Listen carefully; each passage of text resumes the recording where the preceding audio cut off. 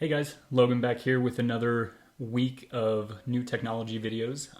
This week we're going to be going over cryptocurrency, which is something I'm really excited about. Blockchain was a little bit technical, I guess, maybe a little bit boring, but crypto's definitely a little bit more interesting, at least in my opinion. So we'll go ahead and get started. First things first, I guess, if you haven't watched the first video on blockchain, please go back and do that. Just if for no other reason than we'll be on the same page. Like I said, I don't claim to know everything, but these videos are just from my perspective. So if you haven't watched the first one, I might be covering some stuff using some terms that maybe you might not understand, might be a little bit foreign. So it just helps to watch that first video first. We did make some upgrades. I took some feedback from the first video, and we have made some upgrades. We have a fancy new whiteboard here instead of a yellow legal pad, so hopefully you can better see and read what I'm writing and the notes I'm taking. Please also like and share this video, subscribe to my channel. Every little bit helps. I guess I'm in the stage now where I'm trying to grow the channel, so it would just help your boy out, I suppose. And I guess the last little caveat that I want to issue just before we get started, nothing in any of these videos, and in this video in particular over cryptocurrency, should be taken as actual investment advice. I'm not qualified at all to be giving out actual advice, but this is just all from my perspective, all personal experience that I've had, and my personal passion that I wanted to share with everyone. So with that being said, we'll go ahead and get started.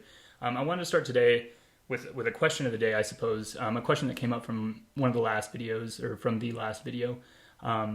Someone had asked me, what specifically gets me excited about cryptocurrency, NFTs, blockchain technology, and all this kind of stuff.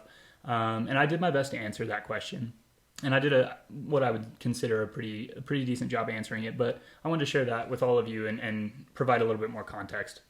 So I suppose a little bit of my excitement, right, does come from just being involved in a new pop culture movement, right? Like it's definitely an exciting place to be, meet a lot of cool and interesting people, and just be a part of, I guess, what's happening now in the world. But mostly, really, it's the possibilities that all this new technology offers. Specifically with blockchain, I think it offers a more personal, I suppose, level of security through transparency, which is a big point that I touched on in the last video. Cryptocurrency, I think, offers really an incredible alternative to sort of an entrenched fiat monetary system that we currently have just across the globe, and I'll get into that point a little bit in this video. And then NFTs in particular, I think, offer just a new method of sort of owning digital property and stuff like that. And I say digital in quotes because I think all of this really is moving towards further integration with real life, right? So the way I would think about it, right, like NFTs now, you can own a digital piece of art or something, but down the road, like I imagine, what if you could own the deed to property in a smart contract that's regulated by a blockchain? It gets a little bit more tangible in that regard. So I think the implications of this technology really, while it is still new and young, are really profound. And it's going to kind of just affect the entire way that the world operates. The global economy, I suppose. And all of that together, I suppose, those three, blockchain, crypto, and NFTs, really offer, I suppose, more personal liberty, right? Which is, anyone that knows me knows I'm a big proponent of personal liberty. It's your ability to live your life on your own terms is essentially like my biggest, what I hold, most dear at my core. And I guess the way I would relate that, right, if America's an experiment set up to be an experiment in democracy, then cryptocurrency is really just an experiment in money, is all it really is. But with that being said, a little bit of an introduction there. We'll go ahead and get started. We'll jump right in with cryptocurrency. And we'll go ahead and get started here. So the first question, I guess, that we should probably cover is just, what is cryptocurrency? So we have cryptocurrency, right, as our overall topic. So what is it? And I apologize for my handwriting. It has not gotten any better since the last video. But what is it, right? So cryptocurrency, linguistically, we'll break it down, is two parts. So crypto and currency. Crypto, obviously, coming from cryptography, encryption. If you remember back in the last video talking about blockchain, I mentioned several times that all of this was encrypted. So that's where the cryptography aspect comes in. And then currency, obviously, just being money. So cryptocurrency is essentially just money that is secured through cryptography.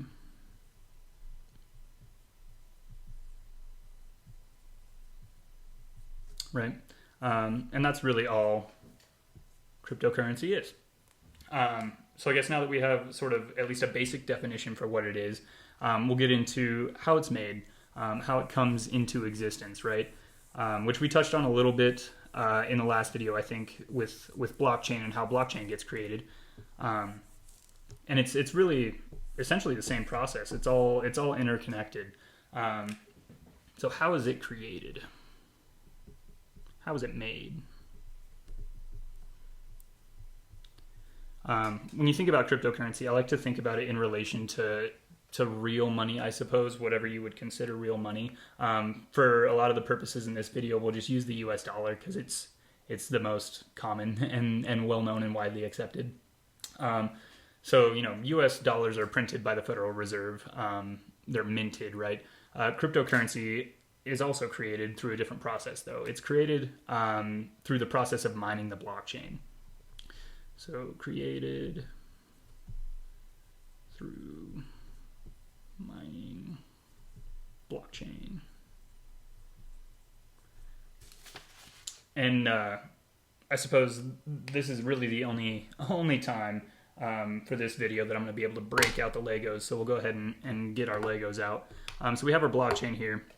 And we'll imagine that this block here, this pink block, is our proposed nonce, right? We've discovered a new nonce that we believe to be unique and valid as a miner, and we've submitted it for a proof of work to the blockchain. So it gets validated against the blockchain, and this is all stuff we've covered in the last video.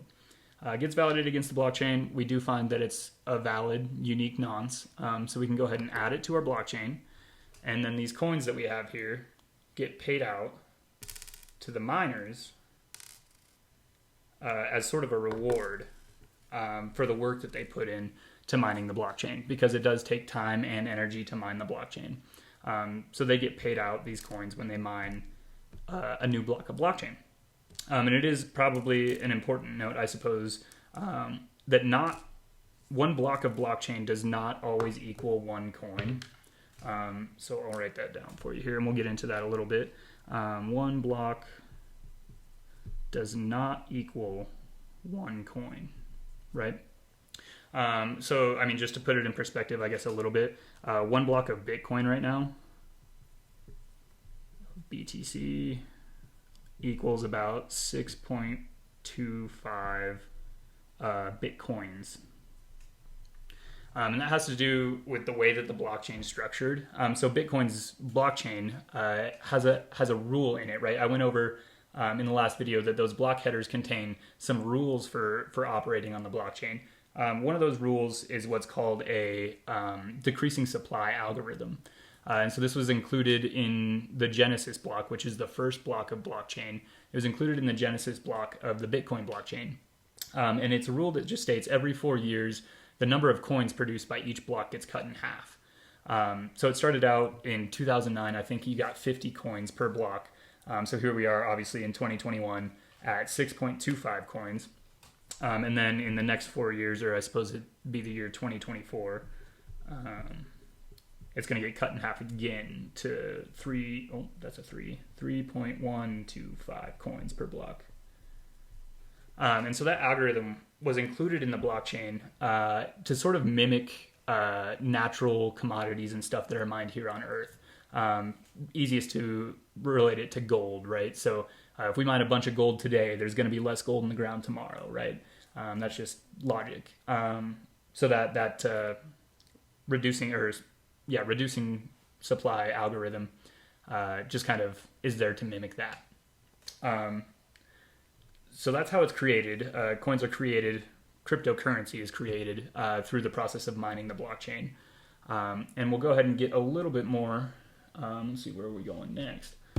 So what is it good for? So we know now what cryptocurrency is. We've been over that, and we've been over how it's created. But what is it good for, right? Like at this point, it's still just magic internet money, pretty much, which is what my mom calls it. Which I can't blame her. It makes sense. I understand where she's coming from. But to me, it's a little bit more than that, and I want to get into what I mean. And for the purposes of this explanation, we're going to compare it pretty heavily to the U.S. dollar. So what is it good for?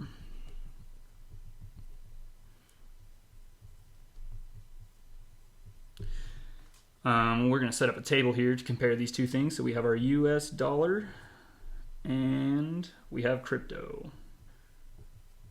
And for the purposes of this comparison, we're just going to consider crypto Bitcoin. All right. So the first things first, I suppose, the U.S. dollar, just as it is intrinsically, is a fiat currency. And I'll explain what that means here. So fiat just means it's not really backed by anything, right? The U.S. dollar is really only worth what it's worth because the U.S. government says it's worth this much, right? Because the U.S. government says if you want to operate a business in this country, you have to accept U.S. currency.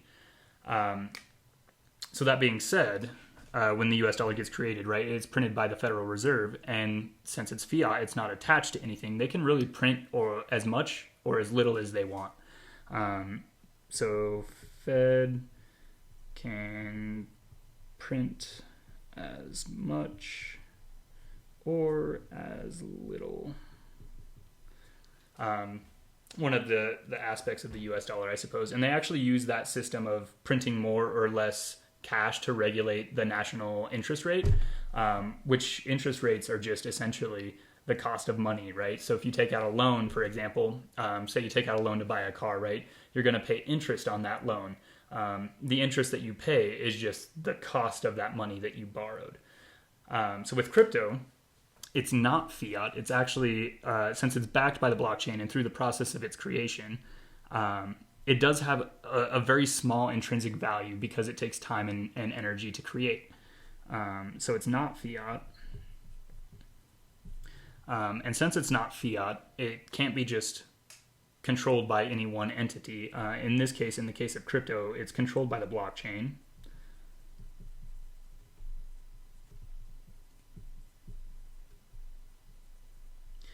Which also means, since it's controlled by the blockchain, we can't just go around printing more or less cryptocurrency, right? If you remember the last video, I went over how blockchain is finite, right? At some point, we're going to hit a limit to the amount of blockchain that we have. We're not going to be able to mine more of it. Same goes for cryptocurrency. Since it's dependent on mining the blockchain, if there's no more blockchain left to mine, there's no more crypto left to create. So we can't just go around printing more.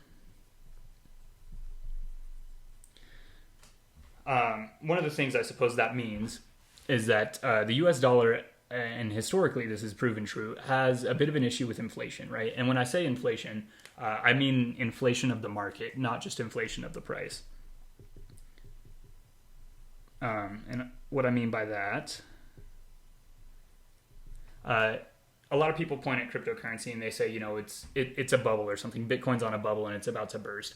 The price does fluctuate quite a bit, right? That being said, the supply really is what you need to be more cognizant of and be more aware of when you're looking at a cryptocurrency.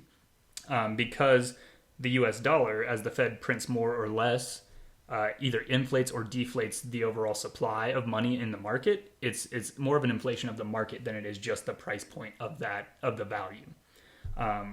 Whereas cryptocurrency, since we can't print more or less, doesn't really have a problem with inflation, at least inflation of the market.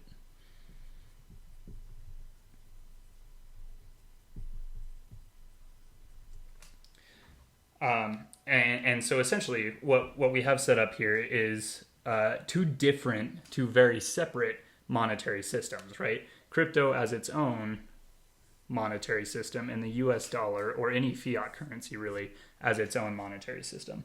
And one of the biggest, I suppose, criticisms that a lot of people share, including myself share, of fiat currencies and fiat markets in general is that they're kind of doomed to fail from the beginning. They're not really set up to last. And I don't want to scare anyone right prematurely. The US dollar is going to be around for a long, long time. It's the strongest fiat currency in the world. It's arguably the strongest currency in the world. So it's not going to fail anytime soon. That being said, it will fail eventually. And so I suppose what crypto really offers, what it really is good for, is that it sort of hedges your bet. It's a hedge against the failure of a fiat currency. And so that's why I think it's important not to just dump all your money into crypto, right? But it's important to understand what it's good for, and why you should use it. That being said, I should also, I guess, issue the caveat that I do believe in diversity.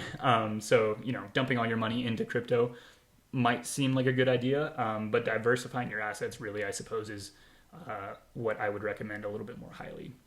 But I think crypto's a big one because it does it gives you that added protection against inflation and against any failure of a fiat currency. So, which, as I stated, fiat currencies are set up at some point to fail. So we'll go ahead and keep moving forward. So we know what crypto is. We've been over how it gets created, and we know why it's good, or what it's good for, at least, right? And so the next part we're going to get into here just a little bit is how does it work, which is my favorite part. We're getting more and more close to what I'm really interested in here, which is how it works. How would one go about getting involved in it, I guess. And so we'll go ahead and get started here. So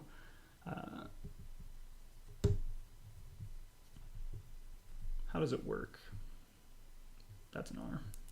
Bear with me. How would I get involved? And really, I guess we'll start with two major things that I think are essentially the key to getting involved in crypto. There are two things, concepts and just things in general that I would recommend understanding and checking out when you want to get involved. So the first one we're going to go over are what's called crypto wallets, or wallets.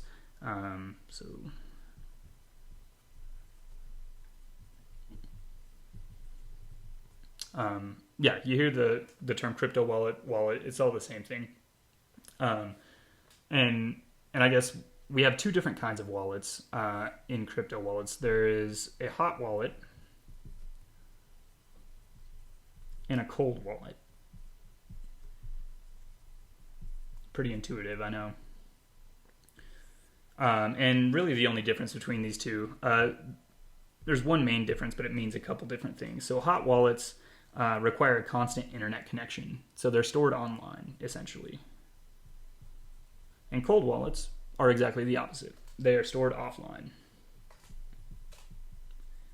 And so what that means, at least the way that I think about it, the way that I use it, cold storage, or a cold storage wallet, a cold wallet, ends up being kind of like your savings account, your crypto savings account.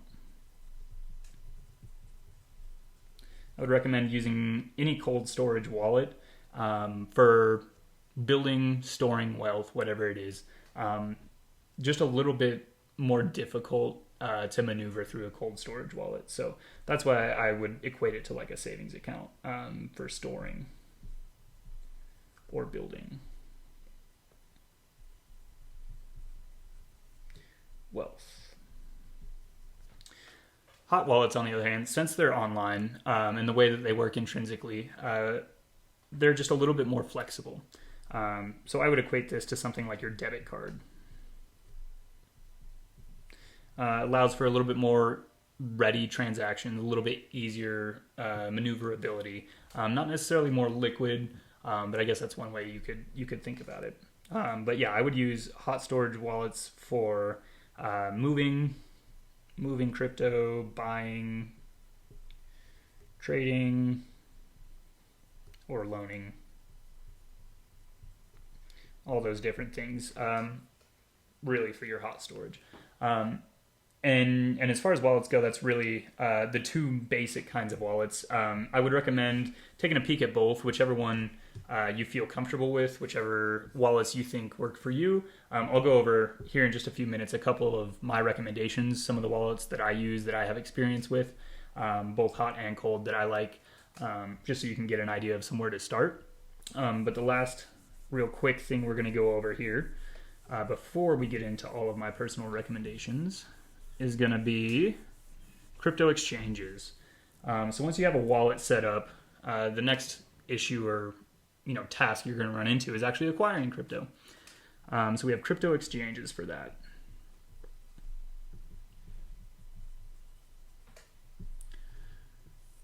And crypto exchanges, the best way to think about them, right, or best thing to compare them to are currency exchanges, like a foreign currency exchange, right? So anytime you go to a new country, say you fly into the airport, right, they're going to have a little booth somewhere in that international airport where you can go and exchange, if you came from the U.S., you can go and exchange your U.S. currency for whatever their currency is at a certain exchange rate. And all crypto exchanges are currency exchanges, except digital. It's online instead of, a physical booth in the airport. And some places even have, whole buildings. You can go to an embassy and exchange currency, for example, right? But crypto exchanges are all digital, since all of crypto is digital, right? Makes sense. So they're all digital. And I guess the only other point that I really need to make on crypto exchanges is this last point of network fees.